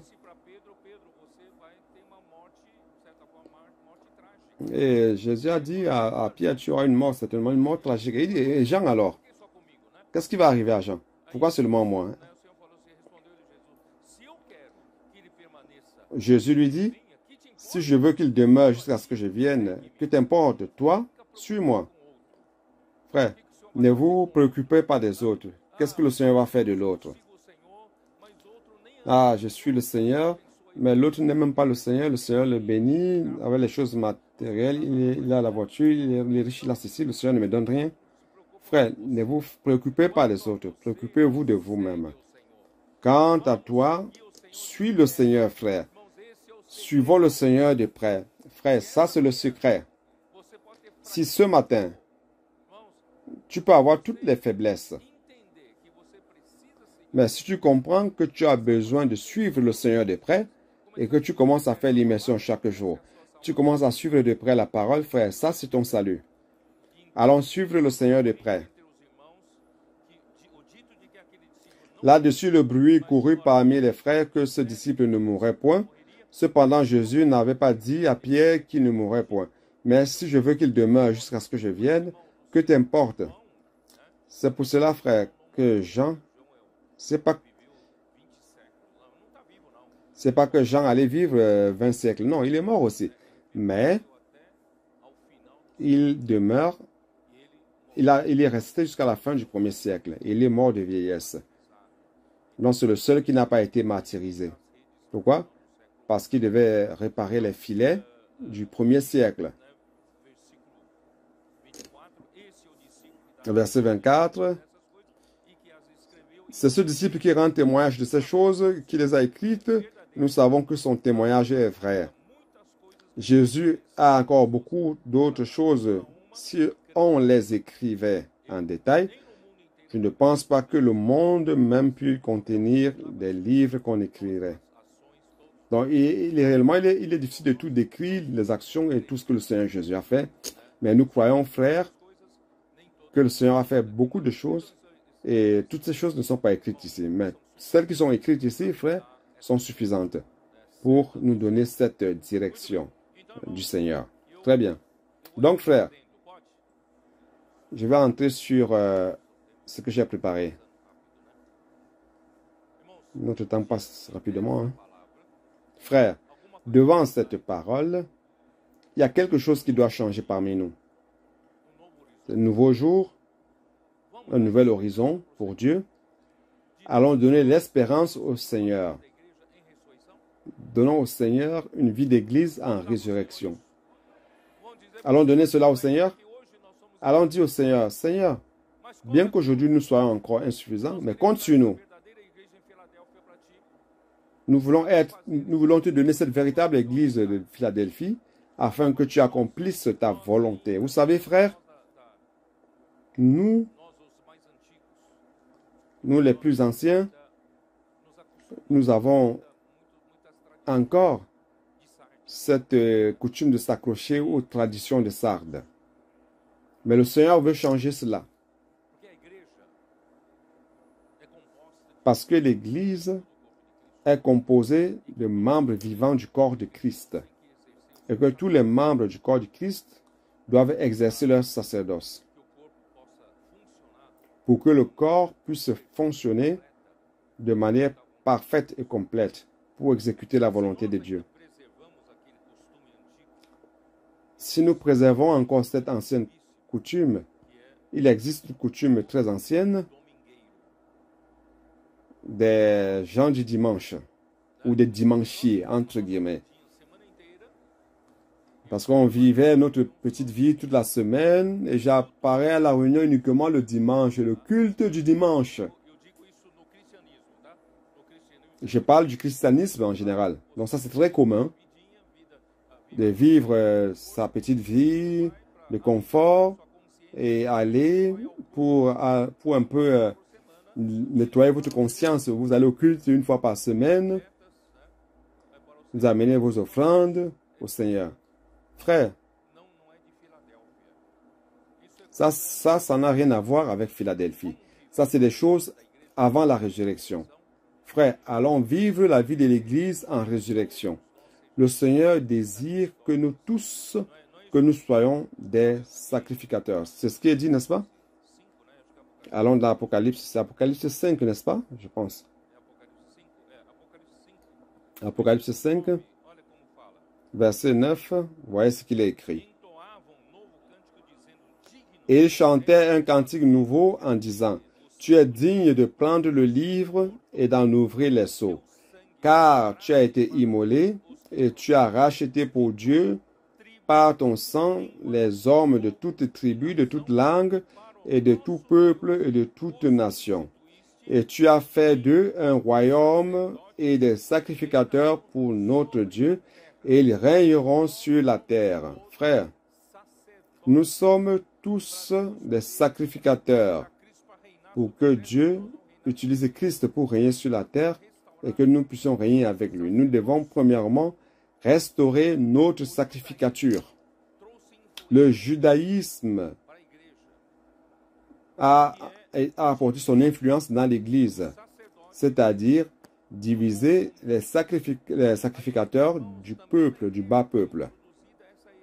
Et dans l'Église, cette hiérarchie a été introduite aussi. On a les pères et on a les laïcs. Après la réforme, il y a eu les pasteurs et les brebis. Et dans la vie de l'Église, nous avons copié ça aussi. On a les frères responsables et les autres frères. Allons changer cela. Nos adolescents sont en train de nous montrer qu'on peut changer cela. Ils sont en train de devenir des sacrificateurs. Ils n'ont participé à aucun cours de théologie, rien, mais ils sont là en train de servir le Seigneur. Frères, allons changer cela. Allons faire que nous tous, nous soyons des sacrificateurs. Alors, je vais vous montrer le chemin. Première chose, que faire? Matthieu 18, frères. Premièrement, que doit-on faire?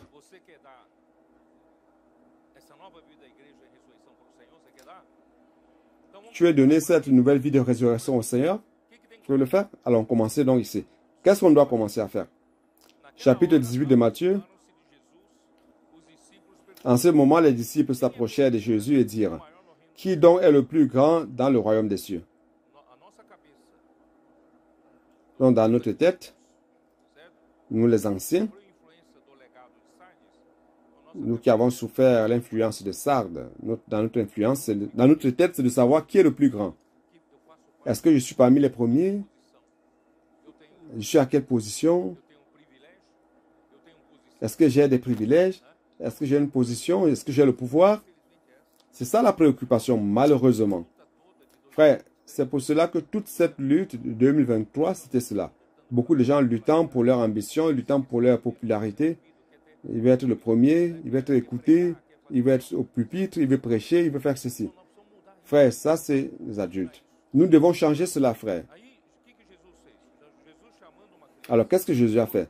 Jésus a appelé un enfant et il l'a mis au milieu d'eux.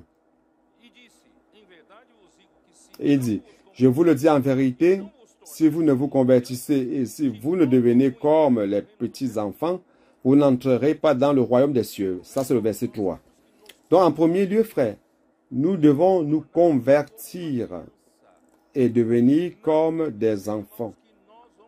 Cela ne veut pas dire, frère, que nous allons croiser les bras pour regarder ce que les adolescents font. Ici, il te demande de te convertir, de devenir, n'est-ce pas? Est-ce que ce n'est pas clair ici? Il ne s'agit pas seulement de ne plus avoir des problèmes. Certains ont commencé à avoir des problèmes avec les adolescents qui font l'immersion ou les adolescents qui font les grilles de guerre. Mais grâce à Dieu, je pense que cette phase est déjà passée. Ceux qui sont ici avec nous n'ont plus de problème avec cela. Mais aussi, frère, nous avons une tendance à croiser les bras et regarder. Ah, comme c'est beau, voilà, et c'est tout. Idéo m'a dit que cette semaine, les adolescents étaient occupés dans un autre endroit et il a senti il leur manquait. Il a dit la réunion est devenue encore à la manivelle. Et il manquait cela. Frère, allons mettre les adolescents dans cela. Le Seigneur a beaucoup utilisé les adolescents. Allons mettre les adolescents dans tous les services. Je vais expliquer mieux cela. Allons continuer. Donc, vous et moi, nous devons agir. Nous ne devons pas seulement, nous devons nous convertir et non juste regarder dans des tribunes. Et il dit, celui qui ne se convertit, donc pour devenir comme un enfant, vous devez vous humilier. Vous pouvez vous dire, ah, j'ai beaucoup de connaissances bibliques. Je peux être un maître, je peux leur enseigner la Bible.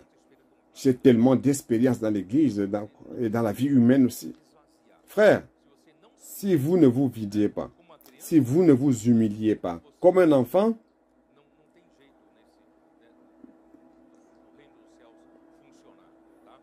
donc il n'est pas possible que le royaume des cieux fonctionne pour vous. Donc, si celui qui s'humilie comme un enfant est le plus grand dans le royaume des cieux. Donc, sinon, sans s'humilier, on devient le plus grand. Si vous voulez devenir le plus grand, humiliez-vous. J'ai beaucoup aimé le verset 5 que nous méprisions souvent. Parfois, on lit sans comprendre. Il dit, « Et quiconque reçoit en mon nom un petit enfant comme celui-ci, me reçoit moi-même. » Vous n'avez jamais prêté attention à ce verset. Qu'est-ce que cela veut dire, recevoir un enfant? Qui d'entre nous n'aime-t-il pas les enfants? Vous aimez les enfants. Tout le monde aime les enfants. Mais il ne s'agit pas de cette manière de recevoir. Ici, recevoir en mon nom, c'est recevoir comment? Recevoir comment? En mon nom. Comment?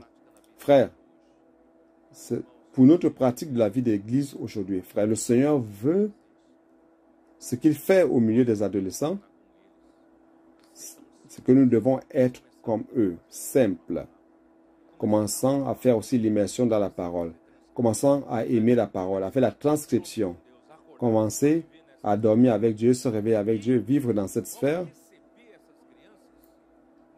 et recevons ces enfants dans nos services de l'église, oui ou non? Vous comprenez ce qu'est recevoir ici? Nos réunions, dans nos réunions, on a besoin d'eux. Ayons l'humilité de reconnaître qu'on a besoin des adolescents dans nos réunions. Comment marche votre groupe familial? Votre groupe familial a besoin de renouvellement, a besoin d'être revitalisé. Votre groupe familial, vous pouvez inviter des adolescents. Pourquoi ne pas appeler des adolescents, des capitaines pour participer au groupe, réunion de groupe familial? Et votre groupe familial va sortir du conventionnel, des traditionnels. Et vous allez entrer dans la parole, car nos adolescents aiment la parole. Et quand vous racontez des bêtises, ils savent que vous racontez des bêtises, car ils sont focalisés dans la parole, ces adolescents. Parfois, nous conversons beaucoup de choses dans nos réunions de groupe familial. Laissons nos adolescents travailler, vous allez voir. La centrale d'accueil. Comment recevoir un enfant dans la centrale d'accueil? Est-ce que vous ne pouvez pas utiliser un adolescent un de ces jours pour appeler un contact? Ah, nous sommes tel groupe, voilà, tu as été contacté par un de nos missionnaires, et ainsi de suite. Et je t'appelle. Je vous appelle pour prier pour vous. Voilà. Et il y a un adolescent ici qui voulait prier pour vous. Et Qui est-ce qui n'aime pas la voix d'un adolescent? Cela brise déjà la glace. La personne va dire, oui, je veux, prie pour moi. Et je vais prier l'immersion de la parole, même si je ne comprends pas c'est quoi l'immersion dans la parole. Je dis, choisir un numéro entre 1 à 4, et dit par exemple 2, et vous commencez à prier. Imaginez, frère, les personnes vont vraiment se répandre, car la simplicité, l'authenticité des adolescents touche le cœur des personnes. Donc, on peut recevoir les enfants dans tous les services, oui ou non. Les femmes connectées. Pourquoi est-ce qu'on n'introduit pas les adolescentes? Pourquoi on n'utilise pas les adolescentes? Pour parler aussi des expériences. Vous comprenez, oui ou non? Alors, mettre les adolescents dans tous les points, parce qu'ils sont en train de nous renouveler. Les hommes de prière, on peut utiliser les adolescents aussi, oui ou non? Et je vais dire encore plus. Alors, introduire des nouvelles personnes qui servent déjà dans le service, commençant par les adolescents. Introduisez-les dans les services des adolescents. Je vais expliquer plus ce qu'on peut faire. Donc, frère, oh Seigneur Jésus, premièrement, avoir la simplicité de croire. La caractéristique principale des adolescents, c'est la simplicité de croire au prophète et avoir l'amour de la parole qui sort de la bouche de Dieu. Ça, c'est la caractéristique principale des adolescents. Car ils savent quelle est l'origine de la parole. Oh Seigneur Jésus. Dans Jean 17, Seigneur Jésus. Le temps est tellement passé. Jean 17, 7 à 8. Qu'est-ce qu'il dit?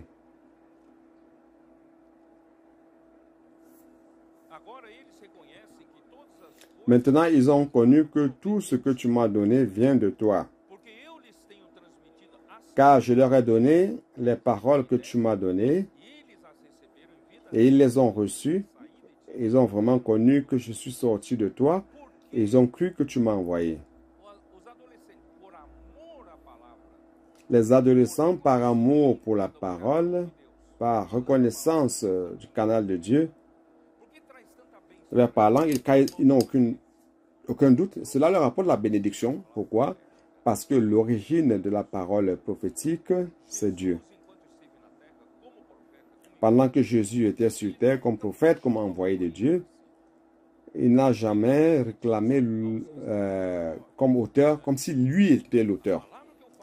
Il a toujours dit aux gens qui étaient autour de lui, il a dit les paroles que j'ai dites ou que j'ai dit ne viennent pas de moi-même. C'est Dieu qui parle à travers lui.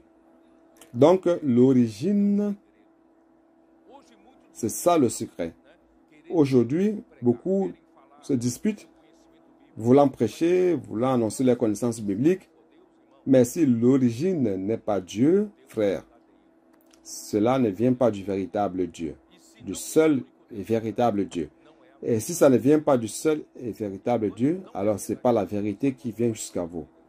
Et si la vérité ne vient pas jusqu'à vous, donc ça ne pourra pas produire des effets ni vous sanctifier. Donc, frère, oh Seigneur Jésus, allons faire ceci. Je vais lire ici ce que j'ai préparé. Je n'ai plus trop de temps. Le temps court. Donc, premièrement, c'est l'origine. Donc, frère, comment devenir comme des enfants? Soyons simples et aimons la parole. Valorisons la parole. Et croyons que la parole fait l'œuvre de Dieu. Tous ces miracles qui se produisent parmi nous, c'est à cause de la parole. Ce n'est pas par ma capacité. Donc, les paroles dites par l'envoyé accomplissent l'œuvre de Dieu. C'est dans Jean 14, 10. Jean 14, 10. Donc, nous devons suivre le modèle des adolescents, prendre des notes ou transcrire les messages. Allons extraire d'elles des paroles, la vie, la direction, vie et direction pour pratiquer la parole et encouragement, faisant l'immersion avec répétition, écrit des guerres, utilisant le feuillet de l'immersion quotidienne. Allons découvrir le secret de la bénédiction des adolescents et pratiquer la même chose. Ne vous confiez pas en votre propre capacité, votre propre expérience et connaissance, mais sur la parole qui sort de la bouche de Dieu. Matthieu 4, 4. L'homme ne vivra pas seulement de pain, mais de toute parole qui sort de la bouche de Dieu. L'origine, car notre âme doit encore être sanctifiée et remplie de la vérité. Et la parole de Dieu, c'est la vérité. Jean 17, 17. Sanctifie-les dans la vérité. Ta parole est la vérité. La prédication de l'évangile par les livres, le colportage, est extrêmement important pour atteindre les personnes afin qu'elles soient soumises à Christ et participer à la vie de l'Église. Frère, il y a deux étapes. La première étape, c'est prêcher l'évangile du royaume à travers le colportage, prier pour les personnes avec l'immersion dans la parole. Et deuxième étape, frère, c'est introduire ces personnes dans la vie de l'Église. Ayons le zèle d'apporter des personnes. La maison des colporteurs, avec l'équipe des colporteurs, fait ce travail dans les rues. La maison des adolescents, avec l'équipe des colporteurs et les adolescents émancipés qui ont plus de 16 ans, à partir de 16 ans, peuvent déjà faire le colportage. Ainsi, la maison des colporteurs et le colportage va engendrer des ressources pour plusieurs fronts de l'œuvre du Seigneur. L'édification. Maintenant, parlons de l'édification. C'est de ça que je veux parler dans le nouveau commencement de l'Église. L'édification dans le corps du Christ doit impliquer tous les frères. Allons impliquer tous les frères, même les nouvelles personnes. Ne traînez pas des mois et des mois pour perdre les nouvelles personnes. Une fois que vous l'introduisez dans le service, le processus sera accéléré. Introduisez tout le monde. Ce sont des sacrificateurs et ils doivent servir le Seigneur. Donc, frères, allons utiliser les outils que le Seigneur nous a donnés, comme la maison des adolescents, pour mettre de l'impulsion aux autres services. Je l'ai expliqué, la centrale d'accueil peut utiliser, les femmes connectées peuvent utiliser, les hommes de prière peuvent utiliser, la maison des capitaines. Je pense que je n'ai pas encore expliqué c'est quoi la maison des capitaines. Nous avons la maison des adolescents. Nos adolescents ont une exigence minimale pour l'éducation, qu'ils puissent au moins terminer le lycée. Tous doivent terminer le lycée. Donc après le bac, certains auront la possibilité de continuer à l'université et ils peuvent aller, il n'y a pas de problème, ils doivent aller. Ils doivent le faire. Et une bonne partie aussi va répondre à l'appel du Seigneur et vont devenir des colporteurs. Et ainsi, on monte une équipe de colporteurs avec eux et monter la case, la maison des colporteurs pour qu'ils continuent avec cette charge. Et ceux qui vont aller à l'université, nous allons leur monter la maison des capitaines. Ils vont étudier, mais ils vont continuer avec cet esprit de colporteur. Ils vont aider les capitaines des troupes, ils vont aider les adolescents et l'église et les autres services. Ils vont continuer avec la charge. Et nous allons travailler plus avec les vaillants de David, les jeunes un peu plus matures. Et aujourd'hui, nous avons commencé à travailler avec l'intendance de l'armée de Dieu. On peut projeter, n'est-ce pas? Tous les logos. Mauri, tu as passé cela, n'est-ce pas? Nous avons la maison Kids pour travailler avec les préadolescents. Pour les enfants, c'est l'usine des vainqueurs Kids. Donc, préadolescents, c'est la maison Kids. Donc, parce qu'il y a des gens qui veulent 8, 9 ans, veulent déjà devenir des adolescents. Mais on va les mettre dans la maison Kids, Casa Kids. Et après, la maison des adolescents, vous connaissez. Et après, la maison des capitaines. Et maintenant, frère, l'intendance de l'armée de Dieu qui va donner tout l'appui, tout le soutien. Et ce sont les frères matures, un peu plus matures. Qui sont les frères matures ici?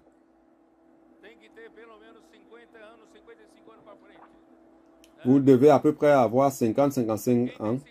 55 ans, de 50 à 55 ans. Qui est-ce qui a 50, 55 ans? À partir de 50, 55 ans, levez la main.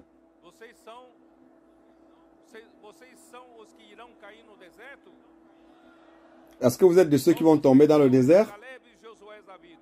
Ou vous êtes les Caleb et Josué de la vie de l'Église? Donc, frère, nous n'allons pas prendre la retraite dans la vie de l'Église. Alors, utilisez notre voiture. Après, je vais expliquer. Donc, frère, qu'est-ce que nous pouvons faire avec nos adolescents? Premièrement, nos adolescents, ceux qui ont moins de 15 ans, pour faire des missions familiales. C'est quoi la mission familiale? Ils vont faire des appels téléphoniques au contact du projet Viens et Vois. Ou de la centrale d'accueil, ils peuvent aider.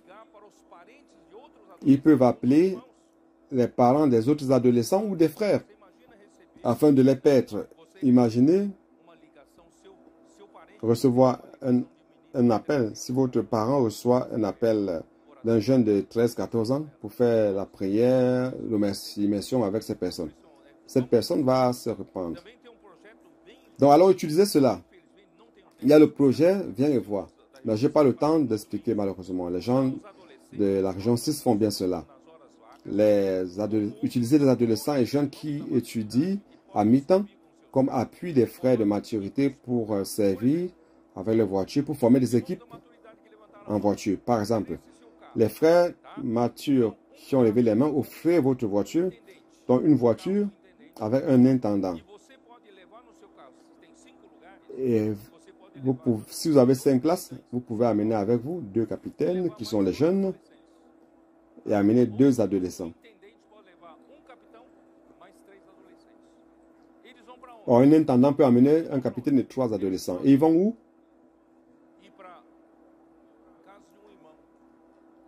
Ils peuvent aller dans la maison d'un frère. Il y a un frère qui demande de l'aide.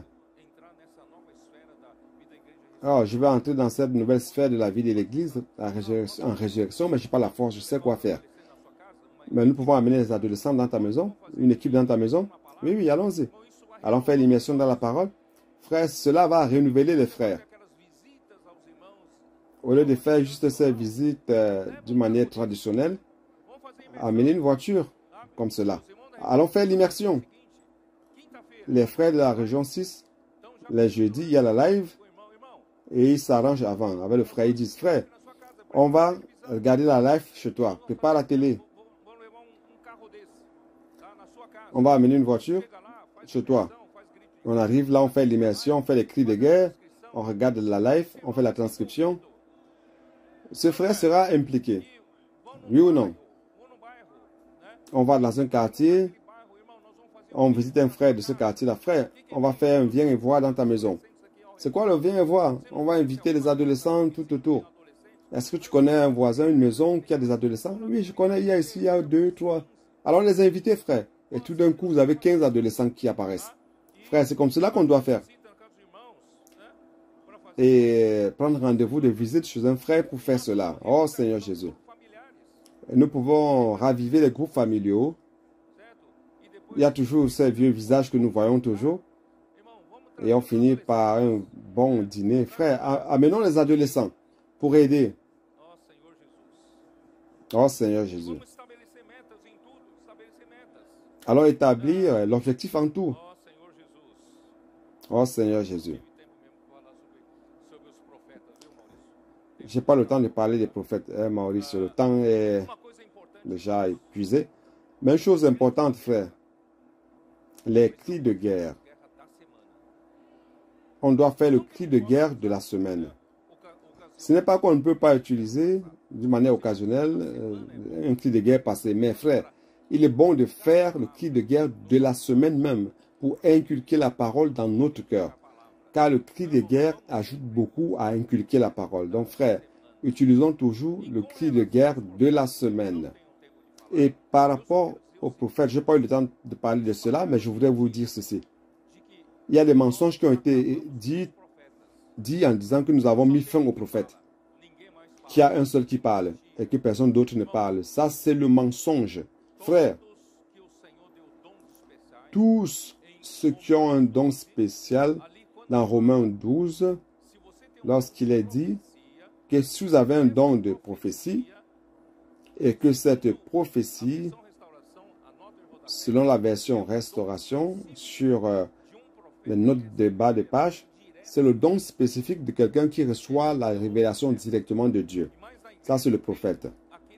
Mais l'Église a ceux qui enseignent, ceux qui exhortent, et aussi sont des prophètes. Dont la note de la version Restauration dit que celui qui enseigne, qui exhorte, enseigne selon la prophétie, la révélation qu'ils ont reçue directement de Dieu. Donc celui qui prophétise dans l'Église ne doit pas donner une autre ligne, un autre message. Nous sommes tous, frères, ceux qui transmettent les paroles de Dieu. Dieu a déjà transmis la parole dans Apocalypse 1:1. Dieu a transmis la révélation à travers Jean. Il a notifié cela à Jean. Et les autres serviteurs ont reçu la révélation par Jean. Seulement, ils doivent transmettre la parole qui est la révélation de Jésus-Christ reçue par Jean. Et ils doivent être fidèles à transmettre ce que Dieu veut transmettre. Il ne s'agit pas d'enseigner un autre message, de montrer que vous savez parler. Non. Ça, c'est les choses de Sardes. Nous transmettons la parole de Dieu. Ce que Dieu veut dire. Frère, c'est pour cela qu'il n'y a pas de place pour l'ego. Il n'y a pas de place pour l'orgueil. Il n'y a pas de place pour dire, ah, est-ce que tu as aimé mon message? Est-ce que tu as été aidé par mes paroles? Frère, il n'y a plus de place pour cela, pour ce genre de cette vaine gloire des hommes. Frère, toi qui as le don de prophète, tu réussis à extraire plus de révélations, plus de richesses, puisque les frères en général ne le font. Alors vous devez être le prophète, jouer ce rôle de prophète. Mais 1 Corinthiens 14 dit, c'est prophète, 2 ou 3, soit 2 ou 3, une parole courte. Il ne s'agit pas de faire un message d'une heure. Une parole courte pour renforcer, pour donner la direction aux frères, afin que tous puissent participer. Donc, je n'ai pas le temps de parler de cela. J'ai déjà pris assez de temps.